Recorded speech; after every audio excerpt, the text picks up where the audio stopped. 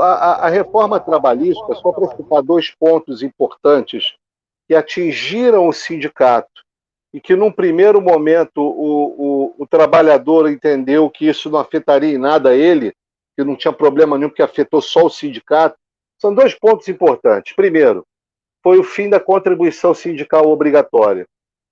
Nós, até pelo Simpro e pelo movimento da CUT, nós sempre entendemos que o imposto sindical, chamado imposto sindical, ele realmente uma hora tinha que acabar.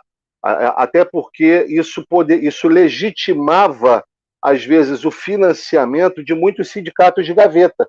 E a gente sabe que existe, né? Mas que, infelizmente, o fim do imposto sindical, o fim da contribuição sindical obrigatória, ela atingiu em cheio os sindicatos que, apesar de ter grande representatividade dentro da categoria, não tinham uma grande quantidade de filiados dentro da categoria. Até porque já tinha o imposto sindical, então o financiamento da estrutura sindical ela existia. Então, quando você retira o imposto sindical, a contribuição sindical obrigatória, você retira o financiamento do sindicato, e a gente sabe muito bem que os sindicatos são e vão continuar sendo grandes bastiões de defesa da democracia e da resistência dos trabalhadores e da sociedade contra esses movimentos fascistas, né, e neonazistas que aparecem, estão aí no nosso país hoje, sempre existiram, mas ficavam escondidos, né? Mesmo durante a ditadura, determinados grupos fascistas e neonazistas não se arvoravam a falar tanta besteira como falam hoje, tranquilamente, de forma achando que é democrático falar o que falam, né? Como poder estuprar, poder violentar, poder matar, poder usar arma à vontade, né? Isso é algo que verbo, é comum hoje. Então, os sindicatos eles foram retirados esse dinheiro deles para poder enxugar os sindicatos e eles ficarem desidratados, sem força, porque o dinheiro vai dar força também dentro da luta. E uma outra coisa que também tiraram dos sindicatos foi fazer a homologação da rescisão de contrato de trabalho nos sindicatos. Isso, então, é que os trabalhadores achavam, num primeiro momento, aqueles que despolitizados ou que achavam que nunca iam ser mandados embora, que trabalhavam nos seus locais, né, de trabalho há 10 anos, há 15 anos, pegando todo aquele movimento do governo Lula, né, e Dilma, onde todo mundo que começou a trabalhar em 2003, no governo Lula, dificilmente perdeu o emprego até 2016. Então ficou ali com 13 anos achando que estava em berço esplêndido e ia continuar, só que mudou a política e foram demitidos, infelizmente. Foram assolados por essa crise criada para poder colocar o país dessa maneira que ela está hoje. E aí, tirando a homologação e a rescisão de contrato de trabalho sendo feita nos sindicatos, a verificação dos direitos trabalhistas não está sendo feita mais. Então, hoje, o empregador ele paga o que ele quiser para o empregado. E mais, hoje o empregado, se entrar na justiça contra o patrão, se ele fizer uma reclamação trabalhista em que ele acha que o patrão deve a ele 10 mil, mas o juiz diz para ele, não, olha só, você não tem direito a esses 10 mil da tua reclamação, entre fundo de garantia, férias, 13º, o que tiver atrasado. O juiz entende que o que ele deve é 5 mil.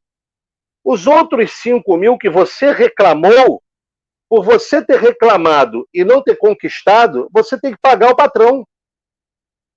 Você tem que pagar o patrão. Acredite se quiser. Porque você reclamou uma coisa que você supostamente reclamou errado e não tinha direito. Aí agora o que acontece? Muitas pessoas nem entram na justiça, com medo de aquilo que vão reclamar, o juiz não dá, entendeu? E mesmo que dê só uma parte, a outra parte ele seja obrigado a pagar.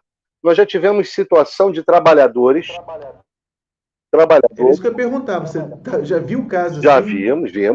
vimos situação de trabalhador, não aqui no Rio de Janeiro, se eu não me engano foi em Goiás, não me lembro agora, onde o trabalhador teve que pagar essa parte para o patrão um trabalho social. Ele teve que fazer trabalho social, tá entendendo? Para poder pagar para o patrão aquilo que ele devia ao patrão, numa questão trabalhista. Acredite, se quiser, é esse país que nós estamos hoje. É esse o país que nós estamos hoje. e com um judiciário que, infelizmente, conseguiu, onde nós tínhamos até há 10, 15 anos atrás, juízes trabalhistas, né, que entravam para defender os trabalhadores, ou melhor, defender as leis que defendem os trabalhadores, porque o juiz ele tem que ser imparcial, ele tem que defender a lei, né? Ele não tem que só defender um ou outro, ele tem que defender a lei. Hoje, eles entram para defender o patrão e fazem o trabalhador passar vergonha nas audiências. O que é incrível que aconteça, mas está acontecendo. E o pior, com jovens juízes.